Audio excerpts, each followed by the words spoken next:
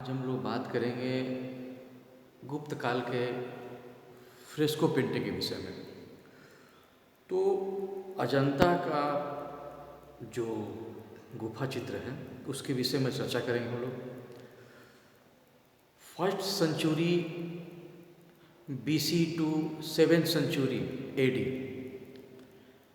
में इसको माना जाता है और महाराष्ट्र पहुंचने के बाद औरंगाबाद जिले से जलगांव 60 किलोमीटर बंधेल नदी के किनारे ये पहाड़ी इलाका है। जब हम लोग गए थे 96 में तो उस वक्त हमें याद है कि उस वक्त अजंता की गुफा जो है, चूँकि बात तो 20 वर्ष पहले की हो गई, 20-22 वर्ष पहले, तो उस समय की बात कुछ और थी और अभी में बहुत अंतर आ गया है।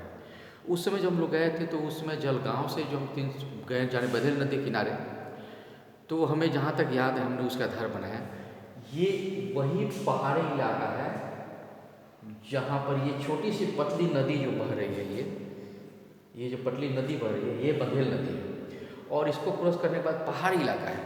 दूर से दिखने के बाद लगेगा एकदम चंद्राकार का, एकदम हाफ सर्किल में चंद्राकार में जो गुफा को है उसको कटिंग कर करके बनाया गया है।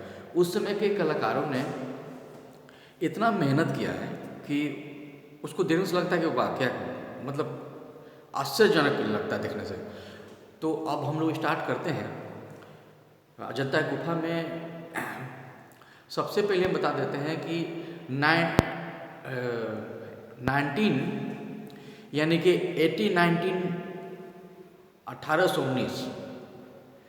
1890 ईस्वी में खोज हुआ था। और उस समय हम लोग जब गए थे तो गुफा को 2 भागों में डिवाइड किया गया है। पहला है चैतन्य गुफा। इसमें चैतन्य गुफा जो है पूजा पाठ और उपासना के स्थल को माना जाता है। इसमें गुफा नंबर आप लोग को बता देते हैं, लिखने समय याद रखिएगा। गुफा नंबर 9, 10, 19, 26 एंड 19 गुफा, ये चैतन्य गुफा है। दूसरा डिवाइड किया बिहार गुफा। बिहार गुफा में गुफा नंबर 1, 2, 9, 10, 16 एंड 17 ये गुफा है। कुल गुफा 30, पहले तो 29 था, लेकिन इस बीच में रिसर्च खोज ज़्यादा चल रहा है तो 30 के लगभग हो गया गुफा।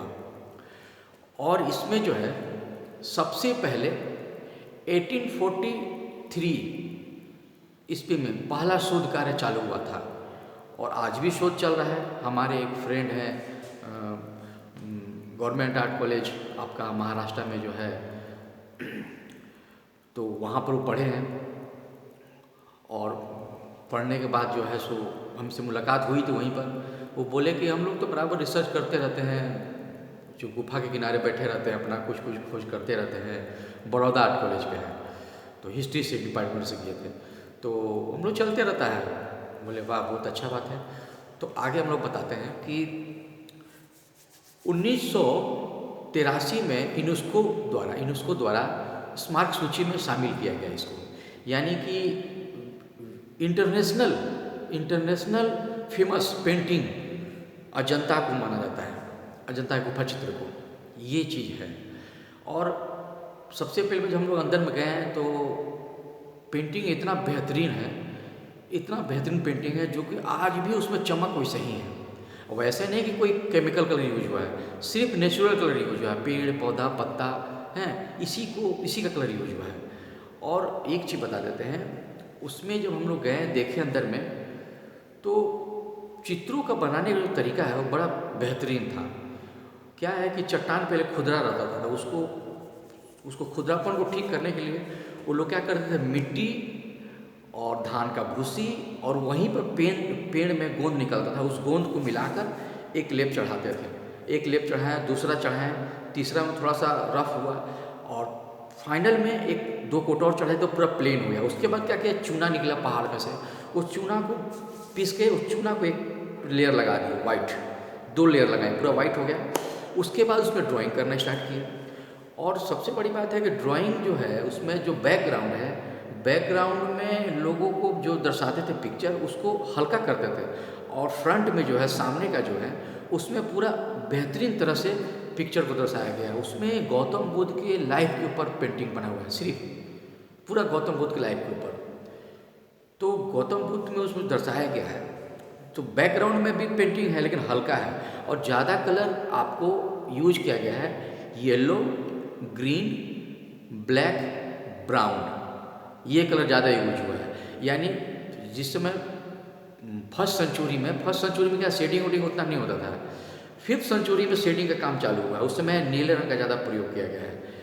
तो 5th सेंचुरी में जब नीले रंग का काम हुआ था तो उसमें कंपोजिशन इतना बेहतरीन है, जिसको टेम्परा पेंटिंग, भित्ति चित्र, फ्रेस्को, टेम्परा पेंटिंग जो आज हम लोग बोलते हैं, तो वो इतना बेहतरीन था कि आपका जो है उसमें सब्जेक्ट है, सब्जेक्ट का हम विषय में बात कर लेते हैं। सब्जेक्ट उसमें था जैसे विलेज सीन था और ग्रामीण दृश्य था।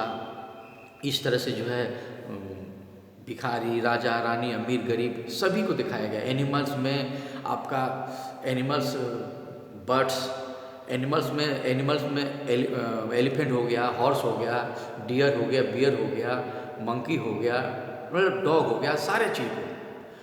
और इस तरह से देखा गया कि दीवारों के छतों के निचले भाग गुफा में भी काफ़ी बनाया गया, दीवारों पर भी बहुत अच्छा पेंटिंग बनाया गया था।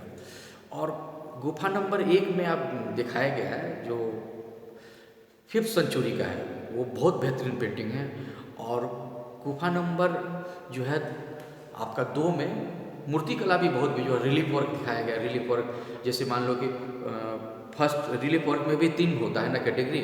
फर्स्ट आपका जैसे मान लो कि मिडिल वर्क, हाई रिलीफ, लो रिलीफ, तो इस तरह से होता है।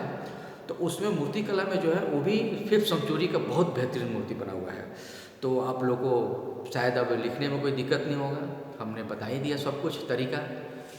और लाइनिंग जो होता था पेंटिंग, हम लोग देखें कि लाइनिंग ब्राउन और ब्लैक का आउटलाइनिंग बहुत बिजोड़ होता था एकदम। और एक्सप्रेशन तो पूछना ही नहीं है, एकदम एक्सप्रेशन यानी भाव एकदम लगता था देखने से कि अभी एकदम जितना ही पेंटिंग लगेगा आप वो आकस्मिक हुआ वो बोल देगा, एक्सप्रेशन बहुत ही बेहतरीन। अजंता का खासियत यह है कि वहाँ पर बहुत सारे आर्टिस्ट काम किए, लेकिन पेंटिंग देने से लगता है कि कोई एक ही आर्टिस्ट बनाया है। यानी इस तरह से बेहतरीन वर्क करते हुए भी, इतना लोगों ने काम करते हुए भी लगता है किसी एक व्यक्ति को बनाया हुआ है। यानी कितना देखिए तालमेल है आर्टिस्ट लोग में, यानी कि ये हजारों आर्टिस्ट लेकिन लगता है कोई एक आर्टिस्ट बनाया है। तो ये मतलब एक्सप्रेशन, कलर और कलर कॉम्बिनेशन बहुत ही बेहतरीन था। गुफा में घुसते के साथ में लगता है कि हाँ हम लोग कहीं आ गए। तो शायद लिखने में आप लोग को दिक्कत नहीं होगा, ये हम बताएं जैसे उसी तरह से लिखना है ना। प्लेस भित्ति चित्र, वॉल फ्रेस्को, है ना। प्लेस आपको अजंता दे दीजिएगा, यहाँ पर मीडियम में फ्रेस्को पेंटिंग, सेंचुरी में आप दे सकते हैं, आर्टिस्ट अननोन हो जाएगा, हैं। कलेक्शन तो वही है, इसको तो सवाल ही नहीं उठता है। और उसके बाद आप विवरण जो है ना, विवरण आप जो बताएं अभी विवरण दे सकते हैं। अब अगला जो है चैप्टर हम लोग स्टार्ट करेंगे यूनिट 3, उसमें कुछ टेम्पल के विषय में बात होगी।